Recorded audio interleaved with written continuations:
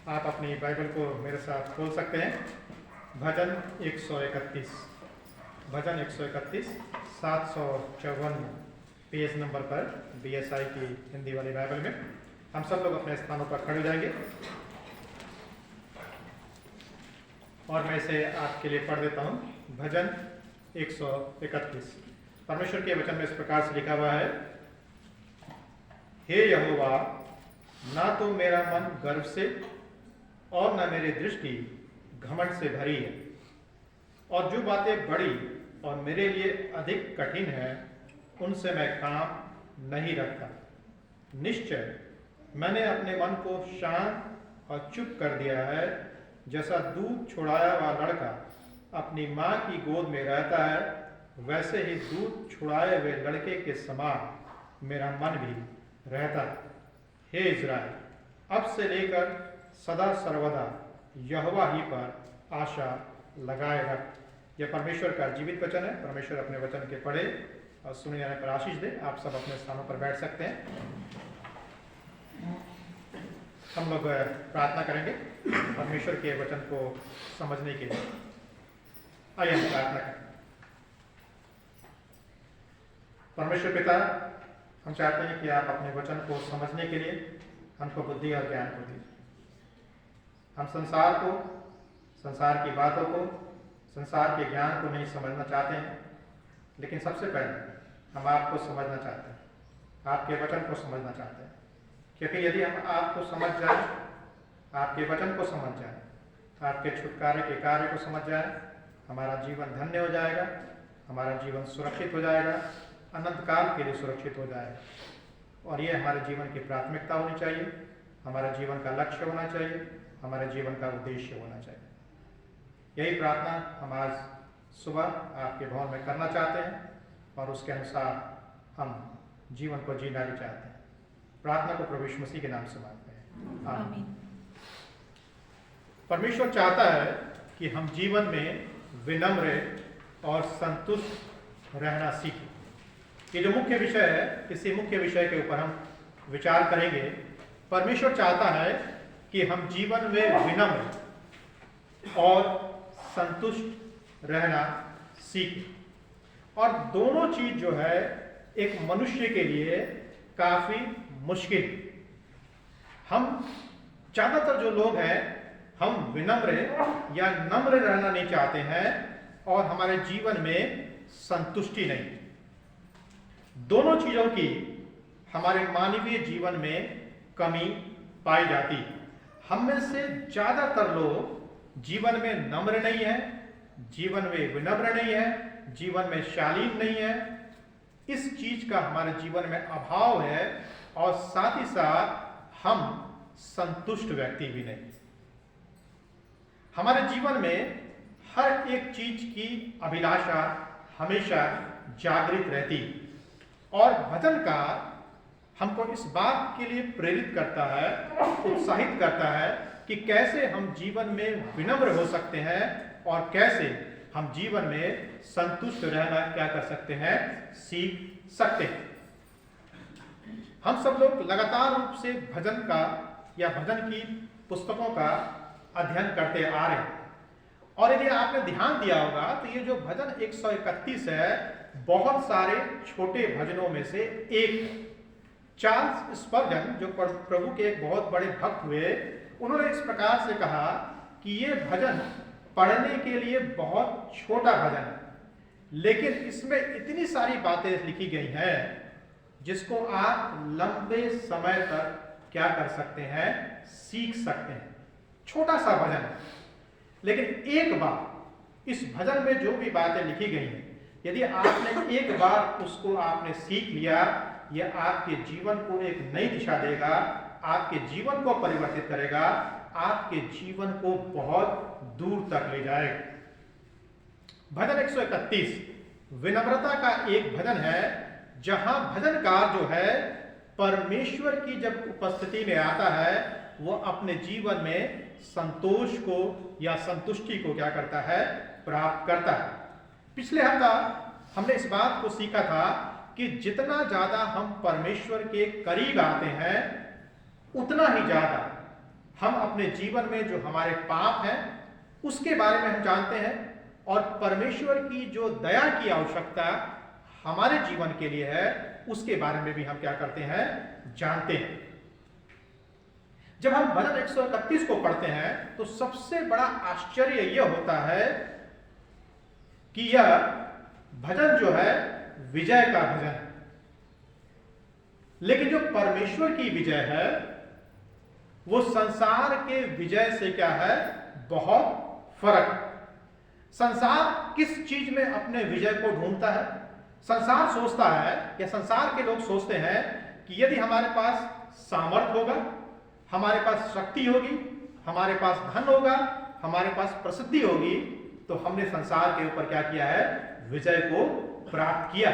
लेकिन जब हम बाइबल की बात करते हैं, परमेश्वर के वचन की बात करते हैं, तो परमेश्वर का वचन इससे क्या है, विपरीत। परमेश्वर का वचन क्या बताता है, विनम्रता के बारे में बताता है, संतोष करने के बारे में बताता है, ये हमारा विजय है।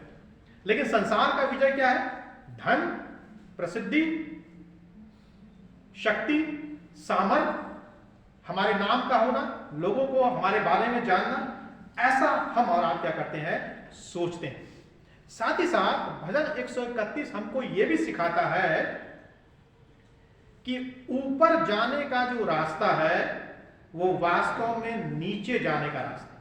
संसार क्या बोलता है, संसार ऊपर जाने के बारे में बोलता है, लेकिन बाइबल क्या बता रही है, वास्तव में जो ऊपर जाने का रास्ता है वो नीचे गिरने का रास्ता है। बाइबल उल्टे बता रही है। भजन 131 को पढ़ने से ऐसा लगता है कि हम नीचे की तरफ जा रहे हैं, लेकिन वास्तव में ये नीचे की तरफ जाना नहीं है, वास्तव में ये परमेश्वर की तरफ जाना है। सांसारिक रूप से आपको लगेगा, या सांसारिक रूप से हम ऐसा सोचते हैं कि जब हम ऊपर आगे बढ़ेंगे उतना ही ज्यादा हम संसार में सफल होंगे। लेकिन जब हम बाइबल के दृष्टिकोण से देखते हैं तो बाइबल इसके विपरीत बात करती है, फर्क क्या करती है, बातचीत करती है। इस भजन को पढ़ने से ऐसा लगेगा कि यदि हम ऐसा अपने जीवन में करेंगे तो हम सांसारिक रूप से सफल नहीं हो सकते। हाँ, हम सांसारिक रूप से सफल नहीं हो सकते हैं, लेकिन हम परमेश्वर के दृष्टिकोण से अवश्य सफल हो सकते हैं। याकूब 4 अध्याय के 10 पद में लिखा हुआ है, प्रभु के सामने दीन बनो तो वो तुम्हें क्या बनाएगा, ऊंचा बनाएगा या शिरोमणि बनाएगा। दाऊद ऐसे व्यक्ति का उदाहरण है जिसने अपने जीवन से विनम्रता को और जिसने अपने जीवन से संतोष को क्या किया, प्रकट किया। प्रश्न है, क्या आपकी आत्मा आज शांत है या परेशान है? क्या आप अपनी आत्मा में बेचैन है, परेशान है, या आप अपनी आत्मा में शांत है? जीवन का जो सबसे अनमोल अनुभव है वो यह है अपनी आत्मा को परमेश्वर की उपस्थिति में क्या करना, शांत करना। हमारी आत्मा तभी शांत हो सकती है, तभी संतुष्ट हो सकती है जब हम अपनी आत्मा को परमेश्वर की उपस्थिति में लेकर के आए। यदि हम संसार की उपस्थिति में अपनी आत्मा को लेकर के जाएंगे, हमारी आत्मा हमेशा बेचैन रहेगी, हमारी आत्मा हमेशा असंतुष्ट रहेगी और हम हमेशा प्यासे रहेंगे। लेकिन जैसे ही हम अपनी आत्मा को परमेश्वर की उपस्थिति में लेकर के आते हैं, हमारी आत्मा में शांति आती है, संतुष्टि आती है और परमेश्वर हमारी प्यास को क्या करता है, बुझाता है।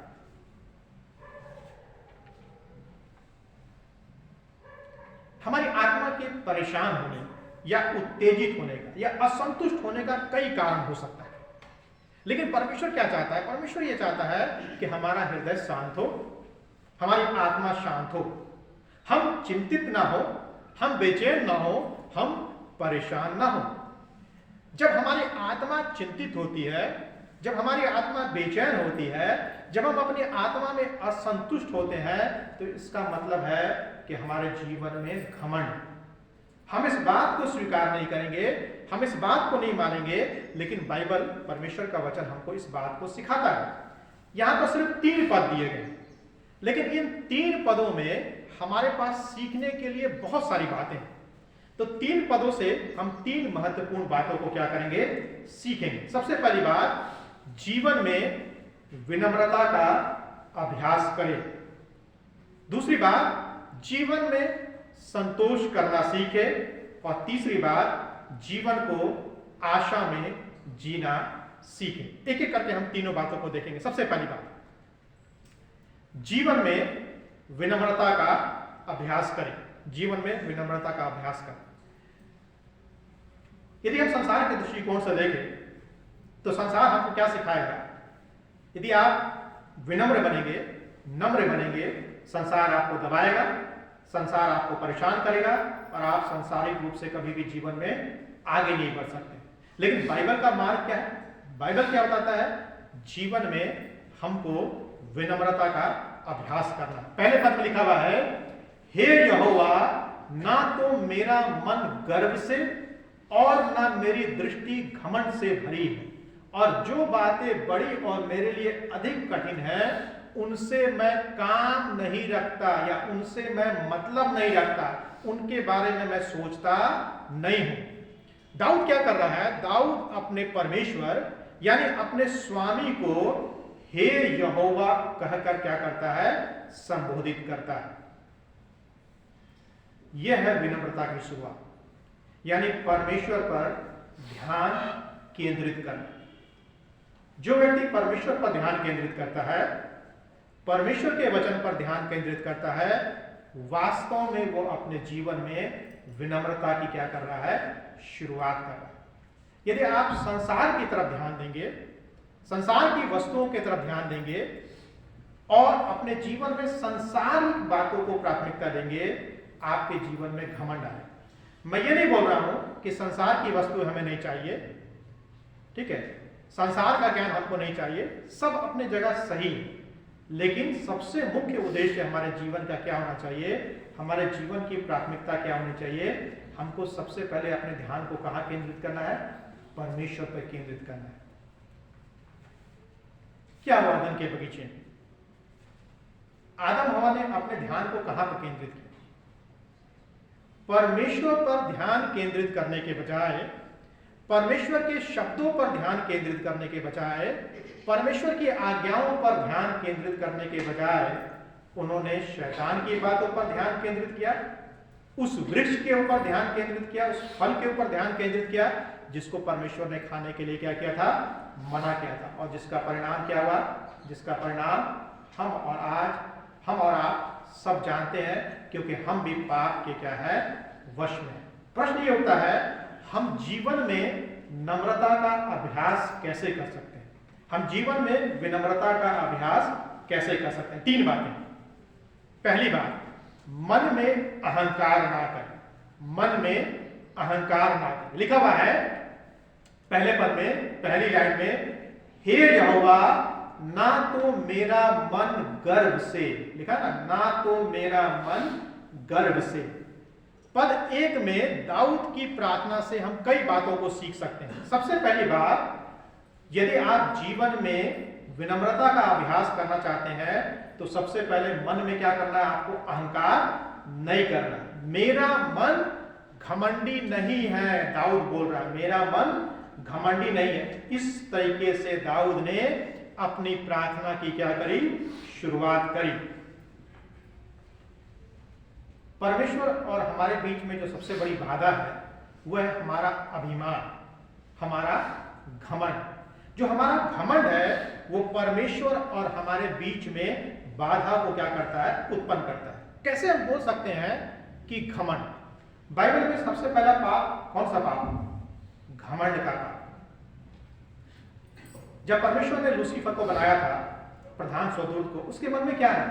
उसके मन में घमंड है, और परमेश्वर ने उसको क्या कर दिया? स्वर्ग से नीचे गिरा दिया। क्योंकि वो क्या बोल रहा था? यशायाह की पुस्तक में लिखा हुआ है, लूसीफर क्या बोल रहा है? मैं अपने सिंहासन को परमेश्वर के सिंहासन से भी ऊंचा बनाऊंगा, सभा के पर्वत पर मैं विराजूंगा। उसके मन में घमंड आ गया था। आदम और हवा के मन में भी घमंड आया। घमंड कैसे आया? क्योंकि उन्होंने शैतान की बातों को सुनने के लिए अपने ध्यान को, अपने कान को क्या किया? लगाया। नीति वचन 18 अध्याय का 12 पद कहता है, पतन होने से पहले मन में क्या आता है? घमंड आता है। जिस व्यक्ति का पतन होने वाला होता है या नीचे गिरने वाला होता है, उसके जीवन में पहले क्या आता है? घमंड आता है। लेकिन प्रतिष्ठा पाने से पहले क्या आती है? नम्रता आती है, महिमा आती है। जिस व्यक्ति को, जो व्यक्ति ऊंचा उठाने जाने वाला व्यक्ति है, जब उसको ऊंचा उठाया जाना होता है वो बड़ा नम्र होता है, बड़ा दीन होता है। लेकिन जब प्रतिष्ठा प्राप्त कर लेता है, उसके मन में क्या आ जाता है? घमंड आ जाता है। क्या आप विनम्रता का अभ्यास करना चाहते हैं? यदि आपका उत्तर हाँ है, तो इसकी शुरुआत आपके दिल से होती है, यानी कि मन में अहंकार ना करें।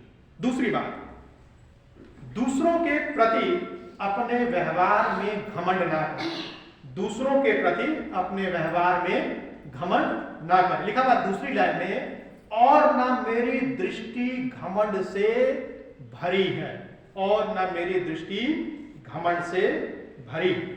हम इसे दाऊद की प्रार्थना के जो पहले पद में किया, उसके दूसरे लाइन में हम क्या करते हैं? देखते हैं, मेरी आंखों में घमंड नहीं है। भजन 121 में हम क्या देखते हैं? भजन 121 में हम देखते हैं, भजन क्या बोलता है? मैं अपनी आंखें पर्वतों की ओर लगाऊंगा, मेरी सहायता कहां से आती है? मेरी सहायता यहोवा की ओर से आती है, जो आकाश और पृथ्वी का करता है। देखिए, दो तरीके से व्यक्ति आंखों को ऊपर उठाता है। एक तो परमेश्वर की ओर देखने के लिए, और दूसरा दूसरे लोगों को नीचा दिखाने के लिए। या तो आप प्रभु की ओर देखने के लिए अपने आंखों को उठा सकते हैं, या तो आप दूसरे व्यक्ति को जीवन में नीचा दिखाने के लिए अपने आंखों को क्या कर सकते हैं? उठा सकते हैं। दोनों चीज एक साथ नहीं हो सकती। एक ही चीज आप करेंगे, या तो आप प्रभु की ओर अपने आंखों को उठाएंगे, या तो आप किसी व्यक्ति को नीचा दिखाने के लिए अपने आंखों को उठाएंगे। दोनों चीज साथ साथ नहीं चल सकती। घमंडी व्यक्ति क्या करता है? घमंडी व्यक्ति अपने जीवन में तुलना करता है, अपने ज्ञान से तुलना करता है, अपने पदवी से तुलना करता है, अपने शिक्षा से तुलना करता है, अपने परिवार से तुलना करता है, अपनी जाति से तुलना करता है, वो जीवन में कितना सफल है उससे तुलना करता है, और कभी भी संतुष्ट नहीं होता है। कभी भी संतुष्ट नहीं होता है। आप और हम विनम्रता का अभ्यास करना चाहते हैं। उसके लिए हमको अपनी घमंडी आंखों से छुटकारा पाने की आवश्यकता है। पहली बात, हमको मन में अहंकार नहीं करना है, और दूसरी बात, हमको अपनी घमंडी आंखों से छुटकारा पाने की आवश्यकता है। तीसरी बात, पहले पॉइंट, ऐसा मत सोचिए कि आपको सब जानना या सब कुछ समझना।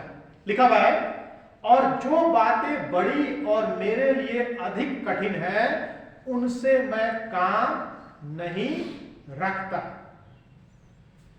जिस शब्द का यहां पर अनुवाद किया गया है, उसका उपयोग भजन संहिता में बहुत बार किया गया, और विशेष रूप से परमेश्वर के पराक्रमी या चमत्कारी कार्यों को प्रकट करने के लिए। दूसरे शब्दों में, ऐसी चीजें हैं जो हमारे लिए बहुत ऊंची, या ऐसी चीजें हैं जो हमारी समझ से परे हैं, जिनको समझना हमारे लिए क्या है? बहुत ही मुश्किल है। दाऊद इस पद में क्या कह रहा है? वो ये कह रहा है, मैंने अपनी समझ से परे पहुंचना नहीं सीखा, मैंने अपनी क्षमता से परे चीजों को करने की कोशिश नहीं की है। मैं अपने आप में इस बात को स्वीकार करने के लिए तैयार हूं कि कुछ ऐसी चीजें हैं जो मैं अपने आप से नहीं कर सकता हूं, कुछ ऐसी बातें हैं जो मैं अपने आप से नहीं समझ सकता हूं, क्योंकि मैं अपने जीवन में सब बातों को कभी भी समझ नहीं सकता हूं, मैं अपने जीवन में सब बातों को कभी भी कर नहीं सकता हूं। सिर्फ परमेश्वर जानता है, और यही काफी। दुनिया का सबसे बुद्धिमान व्यक्ति कौन था? सुलेमान। सबूत विषय की पुस्तक में क्या लिखा है? इतना बुद्धिमान व्यक्ति है, क्या बोल रहा है? सब कुछ व्यर्थ ही व्यर्थ है, मानो वायु को पकड़ना है। क्या हवा को पकड़ सकते हैं ऐसे ऐसे करके? ठीक है, हवा को ऐसे पकड़ के देखिए, वो हवा यहाँ पर मेरी मुट्ठी में, ऐसा हो सकता है? सब लोग बोलेंगे बेवकूफ, बेवकूफ हो गया, पागल हो गया। कई लोग ऐसे होते हैं जिनको लगता है कि वो जीवन में सब कुछ समझ जाएंगे, सब कुछ जान जाएंगे, सब कुछ का पता लगा लेंगे। नहीं, कभी भी नहीं हो सकता।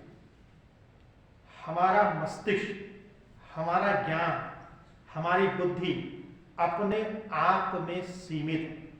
आप ऐसे सोचिए, मान लीजिए आप किसी चीज के बारे में सोच रहे हैं, बहुत सोच रहे हैं, तो क्या होता है? आपका सर क्या करने लगता है? दर्द करने लगता है। ठीक है, यहाँ पर बहुत होता है दर्द। फिर क्या क्या चाहिए हमको? पैरासीटामोल चाहिए। फिर कहाँ जाना? डिस्पेंसरी जाना है, रविता बहन के पास कि पैरासीटामोल हमको क्या कीजिए, दे दीजिए। ठीक है, तो बहुत सोचने से हमारे सिर में क्या होता है? दर्द होने लगता है। बहुत पढ़ने से हमारे सिर में क्या होता है? दर्द होने लगता है। ठीक है, क्यों? क्योंकि हमारा मस्तिष्क क्या है? अपने आप में सीमित। हम सब चीजों को उसमें स्टोर नहीं कर सकते। कंप्यूटर में हार्ड डिस्क होता है, उसमें जीबी होता है, 100 जीबी। यदि आप 100 जीबी से ज्यादा स्टोर करने की कोशिश करेंगे, कंप्यूटर क्या हो जाएगा? खराब हो जाएगा, बेकार हो जाएगा। वैसे ही आपका मस्तिष्क है, सीमित है। आप सब कुछ नहीं कर सकते, सब कुछ नहीं समझ सकते। कुछ बातें ऐसी हैं जिसको हम कभी भी जीवन में नहीं समझ सकते, कभी भी उसके बारे में हम पता नहीं लगा सकते। कई दफा जब हमारे घर में मृत्यु हो जाती है, हम परमेश्वर से प्रश्न पूछते हैं, परमेश्वर तूने संतान को दिया था, आज दिया था, आज ही ले लिया, क्यों ऐसा किया तूने? क्या हम परमेश्वर पर इस चीजों को समझ सकते हैं? बीमारियां हमारे जीवन में आती हैं, क्या बीमारियों को हम समझ सकते हैं कि परमेश्वर ने हमको बीमारियां क्यों दी हमारे जीवन में? जब परमेश्वर हमारे जीवन में समृद्धि देता है, धन देता है, प्रसिद्धि देता है, तब क्या हम परमेश्वर से पूछते हैं कि परमेश्वर तूने धन क्यों दिया, समृद्धि क्यों दिया, बेटा क्यों दिया, बेटी क्यों दिया, संतान क्यों दिया? पूछते हैं? तब तो नहीं पूछते। लेकिन जब उल्टा होता है तब हम परमेश्वर से पूछते हैं। कुछ चीजें हैं जिनको हम अपने मानवीय बुद्धि से कभी भी समझ नहीं सकते। दूसरी महत्वपूर्ण बात, जीवन में संतोष करना सीखे। जीवन में संतोष करना सीखे। दूसरे पद के अनुसार कैसे? एक मैंने आपको उदाहरण दिया था, एक महिला थी जिन्होंने यहाँ पर काम किया गोरखपुर के आगे चौरी चौराक जगह। तो एक दफा क्रिसमस के समय में कुछ गिफ्ट बांट रही थी, तो एक महिला उसके पास आई, महिला को उसने साड़ी दिया। महिला ने उसको थैंक यू नहीं बोला, लेकिन महिला ने क्या बोला? ब्लाउज नहीं देंगी। ठीक है, ब्लाउज नहीं देंगी, यानी कि साड़ी के लिए तो थैंक यू नहीं बोला, क्या बोल रही है? ब्लाउज नहीं देंगी। यानी कि जीवन में संतुष्टि को प्राप्त करना हमने क्या किया है? नहीं सीखना। जीवन में संतुष्ट होना सीखना है। लेकिन हम और आप, हम पापी स्वभाव के साथ पैदा हुए व्यक्ति हैं। हमारा जीवन कभी भी संतुष्ट नहीं हो सकता जब तक कि हम उसको परमेश्वर के साथ ना जोड़ दे, परमेश्वर के वचन के साथ ना जोड़ दे, हम जीवन में संतुष्टि को प्राप्त नहीं कर सकते। 3 तरीके हैं जो यहाँ पर बताए गए हैं कि जीवन में हम संतुष्टि को कैसे प्राप्त कर सकते हैं। दूसरे पद को पढ़ेंगे, लिखा हुआ है, निश्चय मैंने अपने मन को शांत और चुप कर दिया है। जैसा दूध छुड़ाया हुआ लड़का अपनी मां की गोद में रहता है, वैसे ही दूध छुड़ाए हुए लड़के के समान मेरा मन भी रहता है। जो पहली बात है वो है यहोवा के सम्मुख स्थिर रहने के द्वारा से। यहोवा के सम्मुख स्थिर रहने के द्वारा से दाऊद कह रहा है कि उसने उन चीजों को अपने जीवन से हटा दिया है जो उसकी आत्मा को उत्तेजित करती है। किन चीजों को उसने अपने जीवन से हटा दिया? कौन सी ऐसी चीज है जो दाऊद की आत्मा को उत्तेजित करती है? पहले पद में हमने देखा स्वयं में घमंड करना, दूसरों से तुलना करना और स्वयं के जीवन को अपने आप से चलाने की कोशिश करना। अगर आप अपने जीवन में संतोष करना सीखना चाहते हैं तो आपको भी ऐसा ही करना होगा। आपको अपने जीवन से घमंड को हटाना पड़ेगा, दूसरों से तुलना करना आपको छोड़ना पड़ेगा और स्वयं से अपने जीवन को चलाने की कोशिश करना भी आपको क्या करना पड़ेगा? छोड़ना पड़ेगा। आपको अपने आप को परमेश्वर के हाथों में सौंपने की आवश्यकता है, उसके सामने स्थिर रहने की आवश्यकता है, यह स्वीकार करने की आवश्यकता है कि आप कुछ भी नहीं है, सब कुछ परमेश्वर है। जब आप यहोवा के सम्मुख स्थिर रहने की कोशिश करेंगे, परमेश्वर आपके जीवन में आपको संतुष्टि को क्या करेगा? प्रदान करेगा। लेकर कुछ भी नहीं आना इस दुनिया से, कुछ भी नहीं आना लेकर के। न गाड़ी, न स्कूटी, न बैंक बैलेंस, न पत्नी, न बच्चे, कुछ को भी लेकर नहीं जाना, लेकिन फिर भी हम इन सब चीजों की तरफ भाग रहे हैं, दौड़ रहे हैं, पागलों की तरह दौड़ रहे हैं, पागलों की तरह परेशान, लेकर के कुछ भी नहीं आए। जो भी परमेश्वर ने दिया है उसमें संतुष्ट रहना।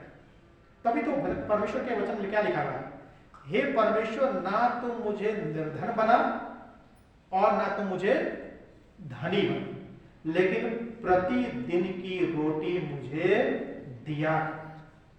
देखिए, जो चीज हमारे पास है उसमें जब हम संतुष्ट नहीं है, तो यदि उससे बढ़कर के परमेश्वर हमको दे देगा तो क्या आप सोचते हैं संतुष्ट हो जाएंगे आप?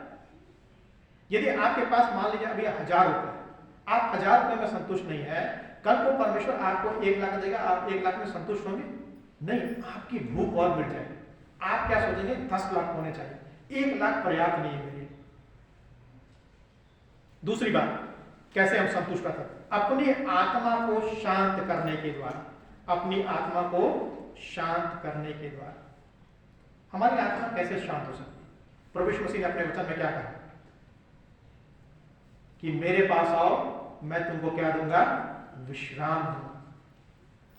परमेश्वर के पास आने से, उसकी आत्मा के पास आने से, उसके वचन के पास आने से हम अपनी आत्मा को क्या कर सकते हैं, शांत कर सकते हैं। तीसरी बात, दूध छुड़ाए हुए बच्चे की तरह आराम करने के द्वारा। दूध छुड़ाए हुए बच्चे की तरह आराम करने के द्वारा हम मुख्य बात क्या सीख रहे हैं, जीवन में हम संतुष्ट कैसे हो सकते हैं। तो पहली बात हमने सीखी, परमेश्वर के सम्मुख स्थिर रहने के द्वारा। दूसरी बात, अपनी आत्मा को शांत करने के द्वारा। और तीसरी बात, दूध छुड़ाए हुए बच्चे की तरह आराम करने के द्वारा। पद 2 में दूध छुड़ाए हुए बच्चे का वर्णन, चित्र है। इसका मतलब है, दूध छुड़ाए हुए बच्चे का क्या मतलब है, जैसे कि जो बच्चा दूध पीता होता है उसको दूध की आवश्यकता होती है, लेकिन जब बच्चे का दूध छुड़ा दिया जा रहा है तो इसका मतलब है कि अब बच्चे को दूध की आवश्यकता नहीं।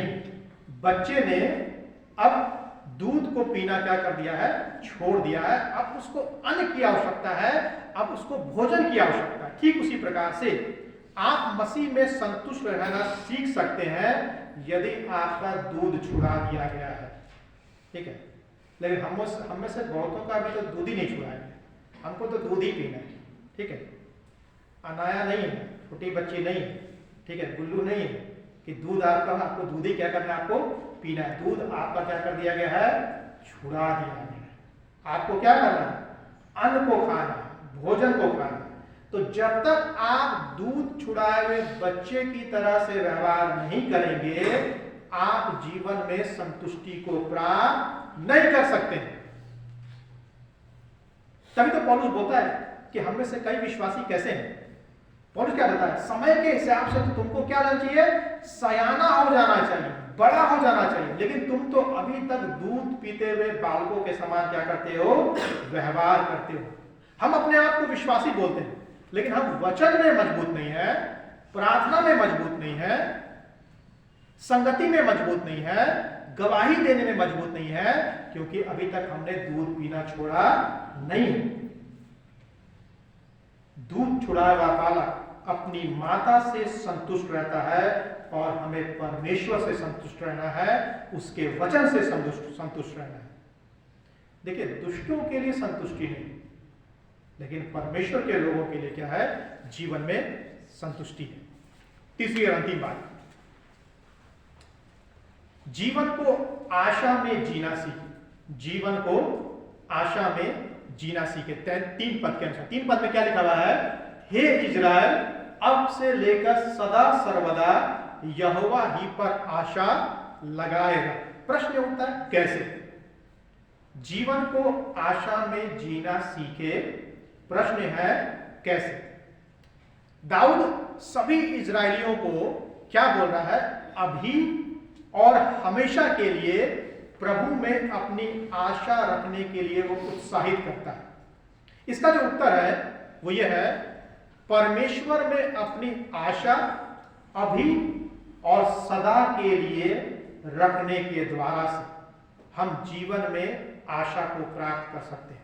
हमको अभी यानी वर्तमान में और सदा के लिए क्या रखना है? परमेश्वर में अपनी आशा को रखना। यहां पर दाऊद क्या कर रहा है? दूसरों को आमंत्रित कर रहा है उसी शांतिपूर्ण शांति को प्राप्त करने के लिए जिसको दाऊद ने अपनी आत्मा के अंदर क्या किया था? अनुभव किया था। अभी लिखा था, हे इज़राइल, अब से लेकर मतलब अभी से लेकर। तो ये जो अभी शब्द है, अब शब्द है, ये आपकी अपनी वर्तमान जरूरतों के लिए आप परमेश्वर पर क्या कर सकते हैं? भरोसा कर सकते हैं।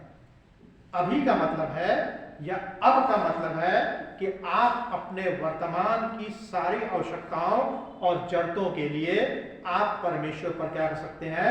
भरोसा रख सकते हैं। उसके बाद लिखा है सदा सर्वदा। सदा सर्वदा का मतलब है हमेशा के लिए। तो हमेशा के लिए जो शब्द है इसका मतलब है कि आप अपनी भविष्य की आवश्यकताओं के लिए परमेश्वर पर भरोसा कर सकते हैं। तो दोनों बातों को बोल रहे हैं, अभी और सदा सर्वदा। यानी आपकी जो वर्तमान की आवश्यकता है और जो आपकी भविष्य की आवश्यकता है उसके लिए आप परमेश्वर पर क्या रख सकते हैं? भरोसा रख सकते हैं। वचन में लिखा हुआ है, परख कर देखो यहोवा कैसा भला है। हमने परमेश्वर को परखा ही नहीं, हमने परमेश्वर को जानने का प्रयास ही नहीं किया। जिस परमेश्वर ने बोला जवान सिंहों को तो घटी हो सकती है, यहोवा के डरवैयों को किसी भली वस्तु की कमी और घटी नहीं होती। बाइबल का परमेश्वर वो परमेश्वर है जिसने जंगल में, जहां पर जंगली जानवर, मच्छर, मक्खी, सांप, तमाम प्रकार की परेशानियां हैं, उस जंगल में 40 साल तक इजरायलियों को खाना खिलाया। 40 साल ऐसा भोजन खिलाया जो भोजन कहीं भी दुनिया में कहीं भी नहीं मिल सकता। 40 साल तक परमेश्वर ने उनको मन्ना खिलाया, बटेर खिलाया, पानी पिलाया, दिन में रात में बादल और आग के खंभे के रूप में उसकी क्या करें? उनकी अगुवाई करें। ये ऐसा कब होता है? ऐसा तब होता है जब हम अभी और सर्वदा के या हमेशा के लिए अपनी आवश्यकताओं और जरूरतों के लिए हम परमेश्वर पर क्या करते हैं? भरोसा करते हैं। यदि परमेश्वर आपको सब कुछ एक ही बार में दे देगा तो फिर क्या आप परमेश्वर से प्रार्थना करेंगे? नहीं परमेश्वर से प्रार्थना करेंगे। क्यों परमेश्वर से प्रार्थना करेंगे? परमेश्वर तो हमारे लिए वो अलादीन के चिराग के समान है, ठीक है? जिसे प्रार्थना, हम सोचते हैं कि प्रार्थना करेंगे परमेश्वर सारी समस्याओं का समाधान करेगा। जीवन भर तो परमेश्वर का साथ ही नहीं रहा, ठीक है? आप सोचते हैं प्रार्थना करेंगे परमेश्वर आपकी प्रार्थना को सुन लेगा। कैसे प्रार्थना परमेश्वर आपकी प्रार्थना को सुन लेगा? जिस सामान्य रूप से देखिए, आप अपने रिश्तेदारों से संबंध नहीं रखते हैं, ठीक है? मैं अपने रिश्तेदारों से संबंध नहीं रखता हूं। मान लीजिए मैं संकट में आ गया, मुसीबत में आ गया, मैं अपने रिश्तेदार को फोन करूंगा, भैया मुझे पैसे की आवश्यकता है, क्या मेरे रिश्तेदार, मेरा भाई बहन मुझे पैसे देंगे? नहीं देंगे। क्यों देंगे? क्योंकि मैंने संबंधों को बनाकर नहीं रखा। ठीक उसी प्रकार से परमेश्वर के साथ भी है।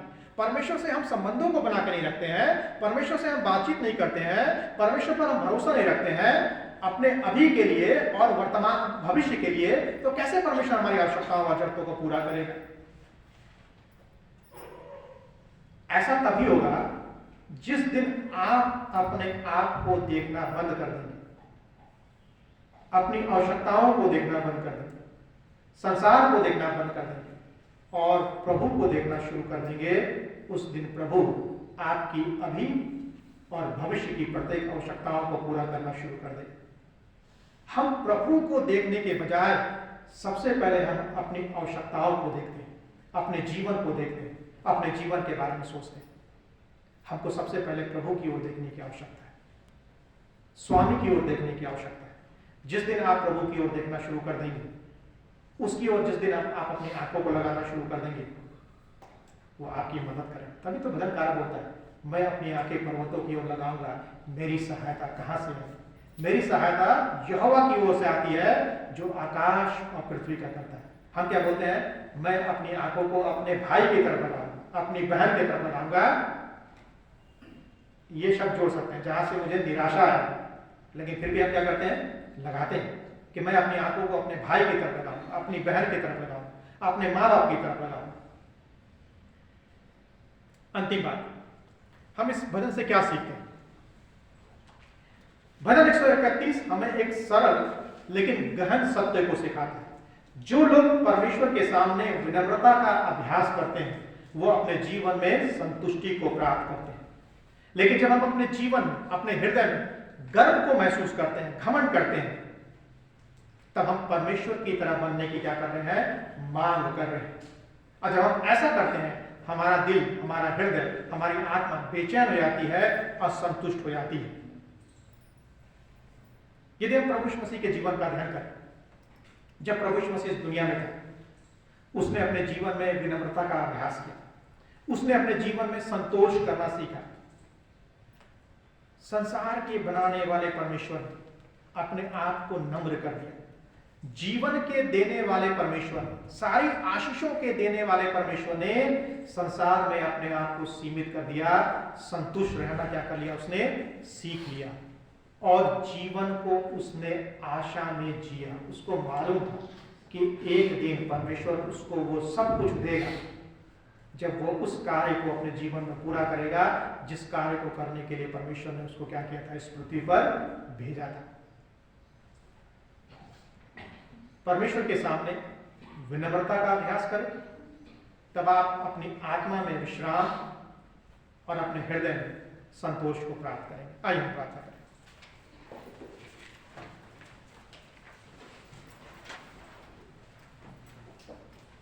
परमेश्वर पिता, हम धन्यवाद देते हैं कि आप महान परमेश्वर। होने दीजिए कि हम आपकी ओर देख सके, आपकी ओर निहार सके, क्योंकि जब हम आपकी ओर देखेंगे, आपकी ओर निहारेंगे, तभी हम अपने आप को नम्र करने पाएंगे, तभी हम अपने जीवन में संतुष्टि को प्राप्त करने पाएंगे। होने दीजिए कि हमारा मन गर्व से नहीं, हमारी आंखें घमंड से नहीं, लेकिन नम्रता और दीनता से भर जाए। क्योंकि जब आप इस पृथ्वी पर थे, आपने स्वयं अपने आप को नम्र किया, दीन किया। इसीलिए परमेश्वर ने आपके जीवन में संतुष्टि को प्रदान किया, आपने आशा में जीवन को जिया। इसलिए परमेश्वर ने आपको वो नाम दिया जो सब नामों से श्रेष्ठ है। ऐसा करने के लिए आप हमें प्रेरित करें, ताकि हम आपकी ओर देखते हुए हम अपने जीवन को जीने वाले सकें। प्रार्थना को प्रभु यीशु मसीह के नाम से मांगते हैं, आमीन।